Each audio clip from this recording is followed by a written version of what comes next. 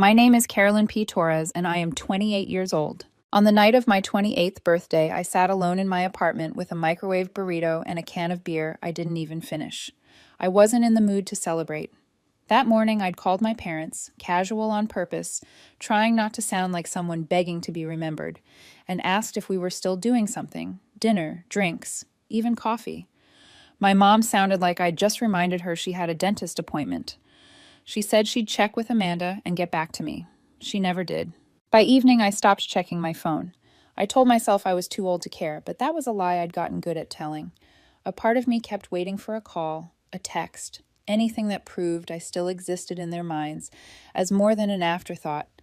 I tried to distract myself, cleaned the kitchen, turned on a show, scrolled until my eyes hurt, but the quiet kept expanding, and every minute felt like proof. At 9:47 p.m., my phone buzzed with a message from Sarah, a coworker who had a strange talent for being in the right place at the wrong time. No caption at first, just a photo. I opened it and felt something hard snap in my chest before my brain could even catch up. It was my entire family, my parents, my sister Amanda, and my younger brother Eric, all squeezed into a velvet booth at an upscale restaurant like they were starring in a commercial for closeness. Candlelight, white tablecloth, a cake set in the middle like a centerpiece. Their faces were bright with the kind of smiles people save for cameras, the kind that say, "Look how happy we are, look how together we are, look how proud we are." On my birthday, I had to zoom in on the cake to believe what I was seeing. Written in perfect smug cursive, the icing read, "To the one who will actually succeed." The words sat there like a verdict, like a joke. Everyone in that booth understood. Amanda was dead center in a designer dress, smiling like she'd just won something. My mom held her wine glass up like it was a toast to the daughter who mattered. My dad, who always made a big show of hating fancy places, wore a sport coat I'd never seen before. Even Eric looked cleaned up, hair combed, posture straight, like he'd been told to look presentable for the moment. They didn't forget my birthday. They actively chose to spend it celebrating her instead. I stared at the photo so long my screen dimmed and went dark. I tapped it awake and stared again, as if the words might rearrange themselves into something less cruel. They didn't. The cake didn't say happy birthday to me. It didn't say family. It didn't even pretend to be neutral. It said what they'd always implied, just louder. Here's the part that made my stomach turn, the part that took the sting of the cake and turned it into something sharper. 3 months ago, Amanda made this grand gesture in front of everyone. She told the family she was saving our parents by paying off their mortgage. Big speech. Toasts. My parents cried. Amanda soaked it in like sunlight. What wasn't mentioned was that I paid the other half. $125,000 split down the middle. I drained my bonus. I dipped into my savings. I sold off stock I'd been holding for years, the kind you keep because you tell yourself it's for your future, for stability, for a life that's yours. I wired the money quietly and watched the confirmation email pop up like a receipt nobody would ever ask for. No speech, no toast, no thank you. I was just the quiet cosigner, the shadow standing behind the spotlight holding it steady. And now I was looking at a cake that crowned Amanda as the one who would actually succeed. Like I hadn't just helped keep a roof over our parents' heads. Like my sacrifice didn't count because it wasn't loud enough to impress them. I didn't call, I didn't rage, I didn't text the group chat and demand an explanation I already knew I wouldn't get. I sat very still in my apartment while the last bit of warmth from the burrito faded into rubber, and I let the truth settle in the space where hope had been. Then I opened my laptop. I logged into the mortgage account, the one Amanda never touched after her big lump sum transfer, because she liked the moment of heroism more than the boring responsibility afterward. The final installment was scheduled, $12,500 due Monday. Half of that was effectively mine too, because that's how we'd done it, split down the middle, even if the world only clapped for her. I canceled the auto payment. I didn't do it with shaking hands. I didn't do it with tears. I did it the way you close a door when you finally realize the draft is never going to stop. I didn't want revenge, not the messy kind. I wanted reality to hit them, clean and undeniable, the way that cake hit me. And then I waited, because I knew exactly how my family worked. They could ignore my birthday. They could ignore my existence. But they could never ignore a bill. That week, I lived in total silence from my family. No calls, no texts, not even a leftover cupcake delivered with a fake smile. It didn't feel personal, it felt casual, like I was a distant cousin no one liked enough to check on. The kind of absence you don't explain, because in their world, it's expected. I went to work, came home, cooked something decent for myself, and tried not to stare at my phone like it was going to magically fix what had been broken. Friday morning hit like a switch. At 6:52 a.m., my screen lit up with a missed call from Amanda, then another, then a text, short and sharp, like she was snapping her fingers at a waiter. Call me now. I let it sit. I made coffee slowly, watched the steam curl up like it was the only calm thing in the room. By 7:14, she was calling nonstop. By 7:15, I knew it had finally clicked. The final payment was due Monday, but the system had already thrown alerts, already sent emails, already exposed the gap she assumed I'd quietly fill. By 7:15 a.m., Amanda had called 4 times. I let each one ring out and watched the next text appear, exactly the one I'd been waiting for. Did you mess with the mortgage account? No greeting, no build-up, straight to the point. I didn't answer. A minute later, another one. The payment didn't go through. You said you'd handle this. What are you doing? You said, not asked, not can you. You said, like my role was a contract she could enforce just by believing in it hard enough. I turned off notifications and put the phone face down on the kitchen table. I made eggs. I took a shower. I opened the window and let the July air in. The calm I felt wasn't relief exactly. It was something cleaner, like I'd unclipped a leash I didn't realize I was wearing. When I checked my phone again, there were 7 missed calls. 3 from Amanda, 2 from my mom, 1 from my dad, and 1 from an unknown number that was probably Amanda using someone else's phone like she always did when she didn't want a call to be ignored. Then came the wall of texts. The one that made me stop and stare was this. You're being dramatic over a joke cake. Get over yourself. It didn't hurt. It confirmed. That cake wasn't a mistake.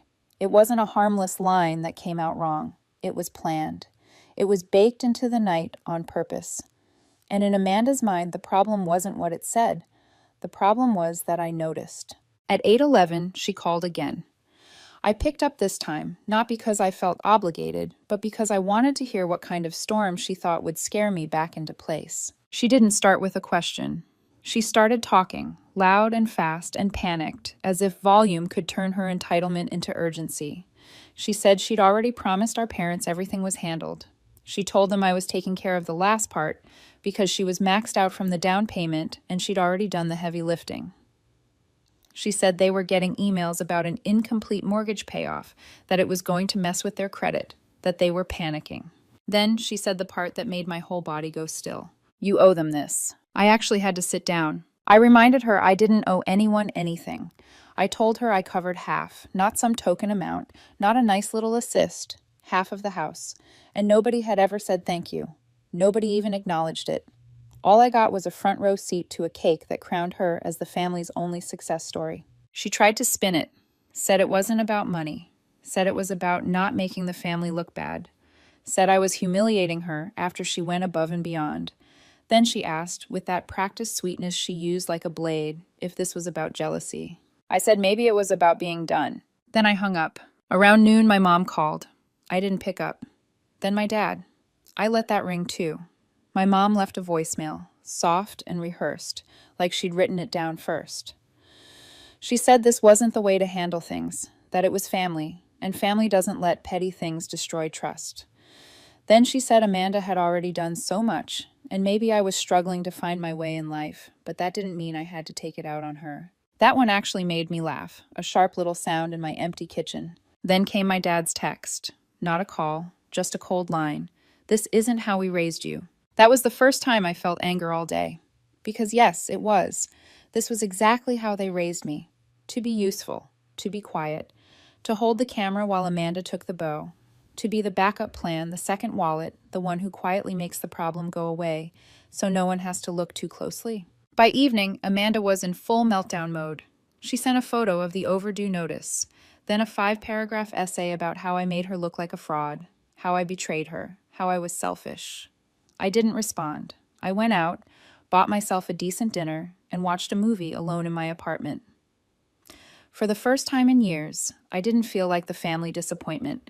I felt like the only one with a clear head. But deep down, I knew Amanda wouldn't let this end with silence. Amanda was used to getting her way, and when she didn't, she made it everyone's problem. The next morning, just before 9, someone knocked on my door. Not a call, not a warning text, just a solid knock that didn't go away. I checked the peephole and saw Eric standing there holding 2 coffees like he thought this was going to be a friendly catch-up. I opened the door but didn't say anything. He handed me one of the coffees anyway and stepped inside like I'd invited him. He didn't waste time easing into it. He said Amanda was spiraling, that she'd been up half the night pacing our parents' living room, saying she couldn't believe I'd pulled something like this, that she was humiliated. He didn't sound angry. He sounded uncomfortable, like someone who'd been dragged into a mess that wasn't his and wanted out. He tried to soften it. He said maybe Amanda didn't mean to exclude me. Maybe the cake was just a joke that came out wrong. Maybe I'd made my point and now I could just send the payment so everyone could move on. He said it like peace was something you could buy back with a transfer and a smile. I asked him one question. When you saw that cake, did you think about me at all?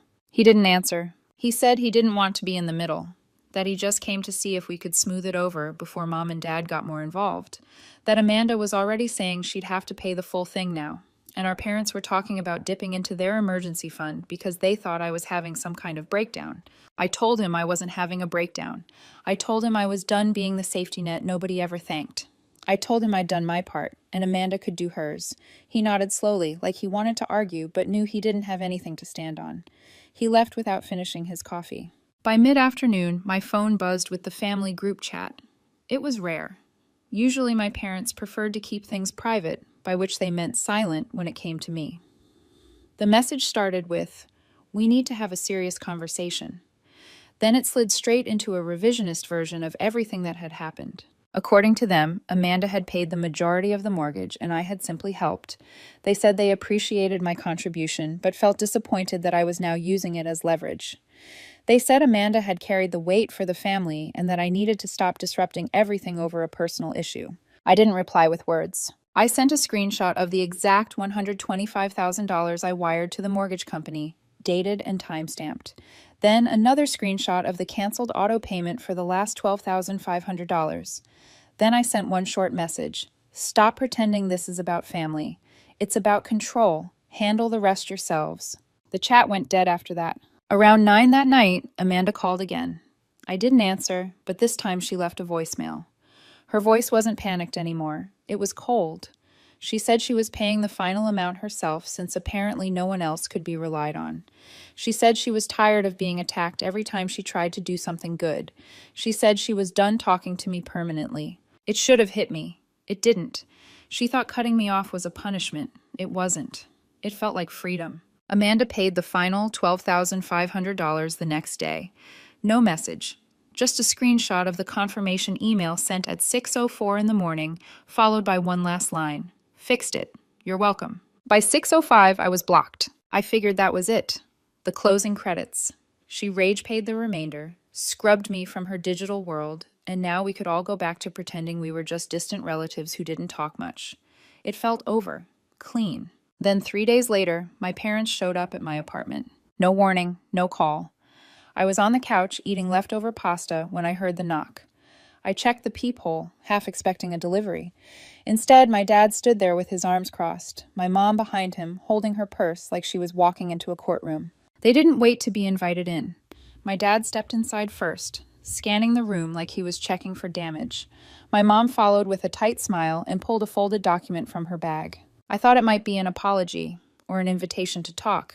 It wasn't. At the top it read, Family Settlement Understanding. Below that were neat paragraphs of legal-sounding language stating that Amanda had fulfilled all financial obligations toward the mortgage and that I was to formally acknowledge her full contribution and refrain from misrepresenting my personal role in the matter to other family members. They wanted me to sign something saying Amanda had done everything and I had been background noise.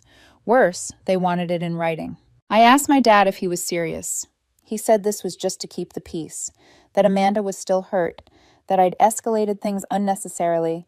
Then he said something I won't forget. He said, "Maybe you're just not equipped to understand what real sacrifice looks like." I asked him if $125,000 looked like a lack of sacrifice. He looked away. My mom sighed and said, "It's not always about the money, Carolyn. Sometimes it's about grace." Grace. I told them to leave. As they got to the door, my dad said it low, like a warning. He said Amanda was considering legal options if I kept dragging her name through the mud, that what I was doing could be seen as slander, that I should think carefully about how far I wanted to take this. I told him if Amanda wanted lawyers, I'd happily send mine every receipt, every transfer, every timestamped transaction that proved exactly who paid what. I told him I'd enjoy it. They left without saying goodbye. That weekend, my phone started lighting up with messages from old classmates and people I hadn't heard from in years. Someone asked if I was okay. Another asked if it was true I'd been institutionalized. Someone else asked if I'd really been cut off by the family. Amanda hadn't gone silent. She'd gone strategic. She was telling people I'd had a breakdown, that I'd sabotaged the mortgage, that she had to step in at the last minute and fix everything because I'd become reckless. None of it was true. It didn't matter. She wasn't trying to convince me. She was trying to bury my side of the story before it ever got heard. And that's when I stopped trying to reason with any of them. Amanda wanted a version of the truth where I didn't exist, so I let her have it. After everything, the party photo, the canceled payment, the threats, and the quiet smear campaign, I expected to feel wrecked. I thought I'd be bitter, paranoid, maybe even ashamed. Instead, what came was silence.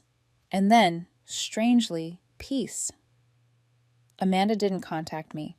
She stayed blocked, and she made sure I stayed buried inside whatever version of the truth she was circulating. My parents went radio silent too. No calls, no guilt texts, no veiled warnings. Even Eric backed off. I think he finally understood that I wasn't going to be talked down or worn out anymore. I waited a week, then another. By the third, I realized I felt better than I had in years. It was subtle at first. Things like getting out of bed without that familiar weight of obligation pressing on my chest, sitting in my living room without feeling like I was supposed to be somewhere fixing something for someone else. I went to work, came home, cooked actual meals, read books I'd been meaning to finish. For the first time, my life felt like it belonged to me. The joint mortgage account was the last thing I touched. I logged in one final time, saw Amanda's payment reflected in full, and closed it. I removed the app from my phone, deleted the bookmarks. That account had tied me to them like a leash I didn't realize was there until it was gone. The second it disappeared, I felt lighter, like someone had taken 20 pounds off my shoulders. Nobody thanked me. Nobody reached out to reconcile. And honestly, that was part of the relief. I didn't want reconciliation. I didn't want a forced dinner or a thin apology that came with conditions. I wanted distance. I wanted space. And now, finally, I had it. I stopped talking about Amanda. I stopped replaying conversations in my head.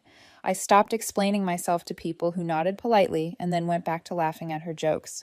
I pulled back from mutual friends too, the ones who never spoke up when Amanda made her little comments, the ones who knew exactly how much I'd done and still let the story tilt in her favor. Then something unexpected happened. I got an email from a name I barely recognized, a woman named Heather, who used to work with Amanda a few years back. She said she wasn't sure if she should be reaching out, but she'd heard some rumors and felt like I deserved a heads up. According to her, Amanda had been telling people, not just family but professional contacts too, that I'd stolen money from our parents, that I tried to sabotage the mortgage, that she had to step in at the last minute and save everything because I'd had some kind of mental breakdown and was making reckless financial decisions. Heather said she didn't believe it when she heard it, but others might. Amanda was careful about how she said it, always in confidence, never in writing, never in places where it could be traced back to her. It was quiet, surgical, designed to stick without leaving fingerprints. That's when something inside me shifted again. This wasn't just family drama anymore. Amanda wasn't just trying to win an argument. She was trying to erase me professionally, socially, completely. She wanted a version of reality where I wasn't just wrong, I was unstable. I didn't yell. I didn't call her. I didn't text anyone. I went to the grocery store and bought a bag of overripe tomatoes, the kind no one wants, bruised and soft and already starting to smell. That night, I parked 2 streets over from her place, hood up, lights off, engine quiet. Amanda's building sat on a clean, well-lit corner, all glass railings and spotless sidewalks, like a stage set. I knew it well. I'd helped her move in when she bought it, carried boxes up those stairs, hung her framed diplomas, stood in her kitchen while she poured champagne and told me I should aim higher. It was close to midnight. The bag of tomatoes sat on the passenger seat, warm from the trunk, smelling faintly of rot. I walked slow, head down, crossed behind the building through a gap in the shrubs. Her unit was second floor, corner window, no curtains. Amanda never saw the point in hiding. She liked to be seen. The first tomato hit hard against the glass and burst instantly, red pulp splattering across the window. I waited. Nothing. No lights. No movement. The second hit harder, smearing across the center and sliding down in a thick trail. Still nothing. I kept going. Tomato after tomato, each one bursting, staining, leaving a mess she couldn't ignore or spin. By the time I threw the last one, I wasn't angry. I was calm, focused. I didn't want to break anything. I wanted the mess, the stain, the loss of control. On the walk back to my car, I didn't rush. No one was watching. That part of town was dead quiet, just sprinklers and the occasional passing car. I sat in the driver's seat and looked at my hands, red spots on my knuckles, pulp on my sleeve. It made me laugh, a short, quiet sound. I wiped them off with a napkin and drove home. Amanda never said a word. Amanda never said anything about the tomatoes. No call, no text, no vague post about immaturity or jealousy. But I know she knew it was me. I'm sure she stood there the next morning staring at her spotless glass, scrubbing red streaks off the window while trying to decide which version of me she was supposed to tell people about now.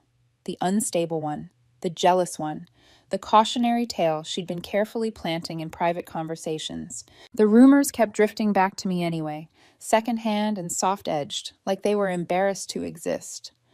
Old classmates messaged to check in.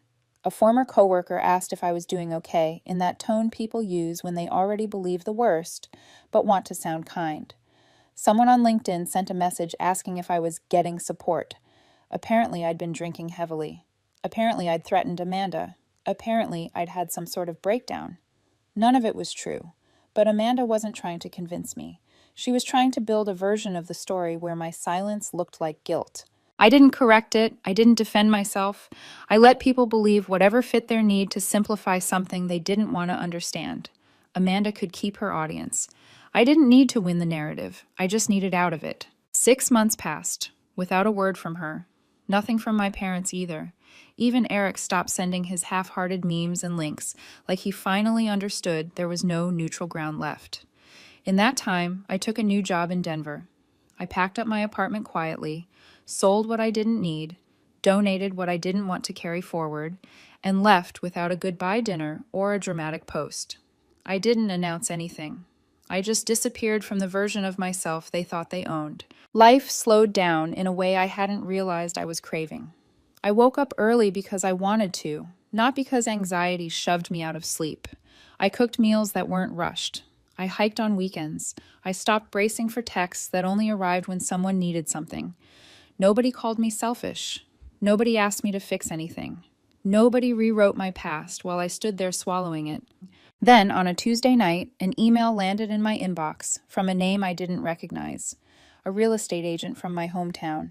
The subject line read, "Property inquiry question about recent listing." I almost deleted it, assuming it was spam, but something made me open it. He wrote that he'd been hired to help sell my parents' house and needed clarification on a pre-sale disclosure. He said he didn't want to assume anything, but my name was still tied to the home's equity agreement, and he'd need my signature to proceed. I felt my stomach drop. I opened the attachment, and there it was, a clause I'd completely forgotten about, buried in the paperwork from when Amanda and I helped with the mortgage. If the house was ever sold, profits would be split based on contribution. Amanda and I had both signed it. At the time, it felt like a formality, something no one would ever need to think about again. Apparently, Amanda had thought otherwise. They were selling the house. My parents, probably pushed by Amanda, probably needing the cash, probably telling themselves this was the clean break they deserved. And now, because of that one quiet clause, they couldn't do it without me. I didn't respond right away. I sat with it for 3 days. I let myself imagine Amanda discovering this detail, the moment her confidence cracked when she realized the past wasn't as easy to erase as she'd thought. On the 4th day, I replied, I told the agent I'd be happy to sign, but only after receiving a full documented breakdown of the equity payout, along with bank verification that my share was transferred in full before closing. No delays, no promises, everything in writing.